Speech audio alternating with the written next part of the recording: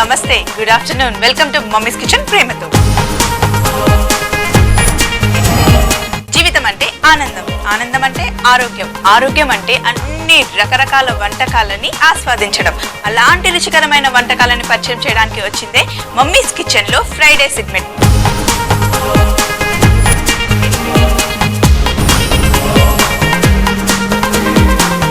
ఈ రోజు ఈ సెగ్మెంట్ లో మనం చేస్తున్నాం బ్రెడ్ పకోడా. మరి ఇంకెందుకు ఆలస్యం, బ్రెడ్ పకోడాకి కావాల్సిన పదార్థాలు ఏంటో ఒకసారి చూసేద్దాం.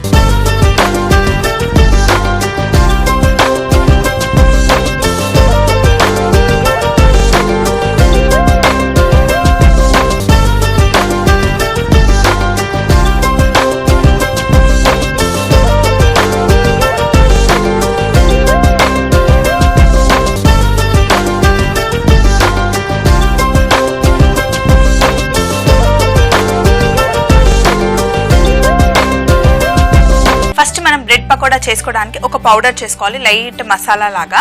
ఫస్ట్ నేను తీసుకున్నాను సోంపు, అందులో ధనియాలు, అలాగే ఎండుమిర్చి కూడా. మీరు ఒకటి గమనించారా, ఇందులో వేసినవన్నీ పచ్చివే, నేను ఏవి కూడా రోస్ట్ చేసుకోలేదు, ఫ్రై కూడా చేసుకోలేదు. ఇందులో కొంచెం ఉప్పు, మొత్తం ఫైన్ పౌడర్ లా కాకుండా అక్కడక్కడ పలుకు పలుకుగా మధ్య మధ్యలో కనిపించేలాగా దీన్ని మిక్సీ చేసుకోవాలి. సో ఇప్పుడు నేను పౌడర్ చేసుకొని వచ్చేస్తాను. ఈ పౌడర్ ని నేను ఫస్ట్ ఒక ప్లేట్ లో వేస్తున్నా.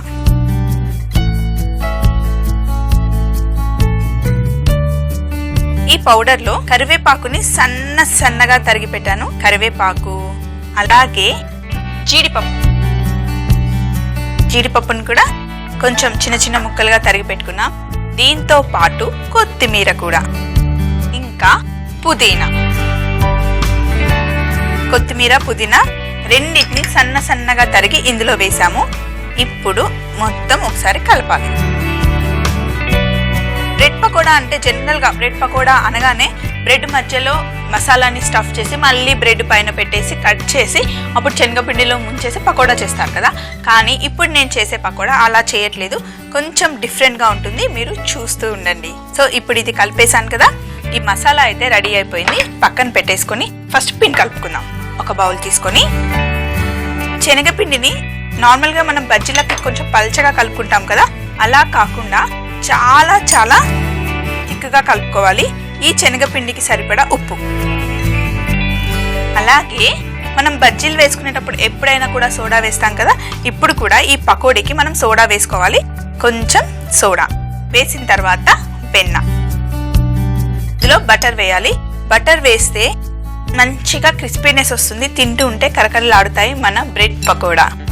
సో ఇప్పుడు ఈ బటర్ని కూడా ఇందులో కలిపేసిన తర్వాత ఫస్ట్ కొంచెం నీళ్లు వేసుకొని చేసుకోండి, ఎందుకంటే శనగపిండి తొందరగా పల్చగా అయిపోతుంది కాబట్టి కొంచెం చూసుకుంటూ నీళ్లు వేసుకోండి.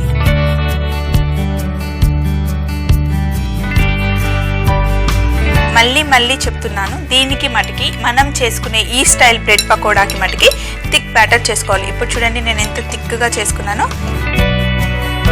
చూడండి ఇలా థిక్గా పిండిని తడుపుకోవాలి. ఒకసారి చూడండి, ఇలా వేస్తుంటే ఇలా ముద్దలుగా పడాలి, కానీ కలిపేటప్పుడు మనకి ఉండలు ఉండకూడదు. ఇప్పుడు థిక్ బ్యాటర్ రెడీ చేసుకున్నాం కదా, ఈ పిండిని ఇలా పక్కన పెట్టేసి మనం బ్రెడ్ ని సైడ్స్ కట్ చేసుకోవాలి. నైఫ్ తీసుకొని బ్రెడ్ కి 4 పక్కల సైడ్స్ కట్ చేసేసుకోవాలండి.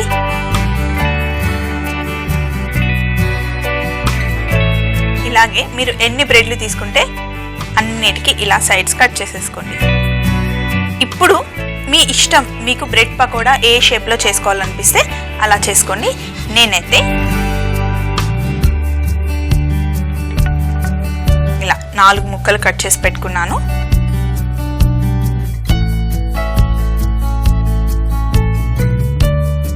సో బ్రెడ్ని అయితే కట్ చేసి పెట్టుకున్నాం కదా, నేను ఇందాకనే స్టవ్ మీద బాండీలో నూనె పోసేసి వేడి చేస్తున్నాను. నూనె వేడయ్యేలోపు మనం పకోడీకి పిండిని ఎలా స్టఫ్ చేసుకోవాలో చూద్దాం. ఇప్పుడు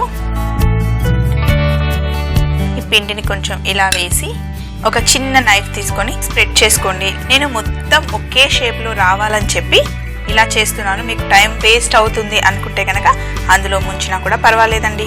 ఇప్పుడు ఇక్కడ ఆల్రెడీ మనం మసాలా చేసి పెట్టుకున్నాం కదా, ఈ మసాలాని ఇటువైపు ఒకసారి ఇటువైపు ఒకసారి ఇలా అన్ని వైపులా ఇలా ఒకసారి అద్దేసుకొని ప్లేట్లో ఇలా పెట్టేసుకుందాం అంతే. తర్వాత ఇలా కావాలంటే ఇలా అద్దేసేయండి అంతే, ఏం ప్రాబ్లం లేదు.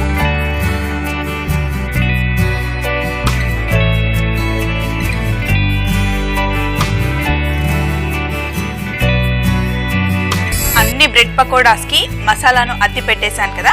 ఇప్పుడు మనం వీటిని డీప్ ఫ్రై చేసుకోవాలి. కానీ వెంటనే కాదు, ఒక 10 నిమిషాల తర్వాత చేసుకుంటే గనక పిండికి మసాలా మొత్తం పట్టుకుంటుంది. అందులో వేసిన జీడిపప్పుకు కూడా మసాలా గట్టిగా పీల్చుకుంటుందండి. మరి ఎక్కువ వేడి నూనెలో కాదు, మరి అలా అని చల్ల నూనెలో కాకుండా నార్మల్ వేడి ఉన్న నూనెలో వేద్దామండి.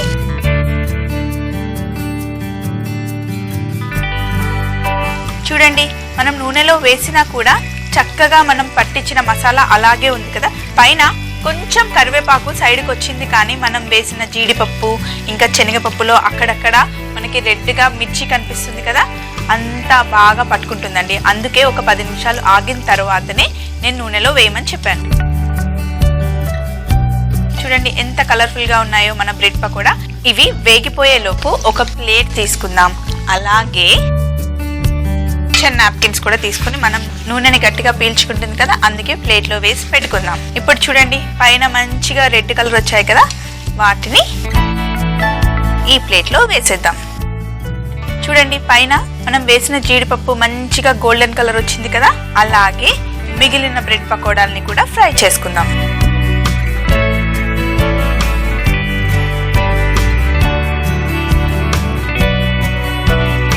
ఇప్పుడు ఈ వేగే లోపల పకోడీ పక్కనైనా సరే, సమోసా పక్కనైనా సరే, మనం మిర్చి ఉంటుంది కదా, మిర్చిని కొంచెం మధ్యలో ఇలా కట్ చేసి వీటిని కూడా డీప్ ఫ్రై చేసి సమోసా పక్కనైనా సరే, పకోడీ పక్కనైనా సరే పెట్టుకొని తింటే చాలా బాగుంటుంది కదండి.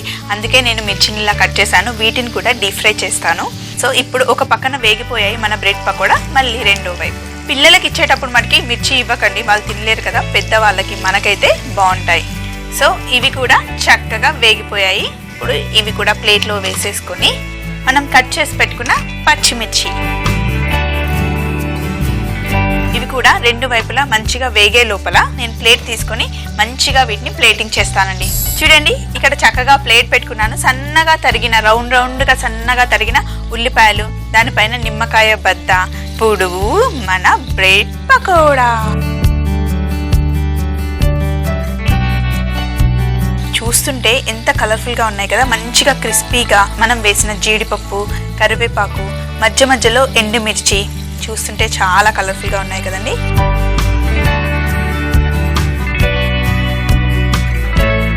వావ్, ఎంత బాగున్నాయి, చాలా బాగున్నాయి కదా. వాటి పక్కన ఇప్పుడు మనం వేయించుకున్న పచ్చిమిర్చి, ఈ పచ్చిమిర్చి పైన కొంచెం ఉప్పు కూడా వేసిన తర్వాత వీటిని తీసి పక్కన పెడితే చూడండి ప్లేట్ ఎంత అందంగా ఉందో. చివరగా మన బ్రెడ్ పకోడాల పైన చాట్ మసాలా ఇలా లైట్గా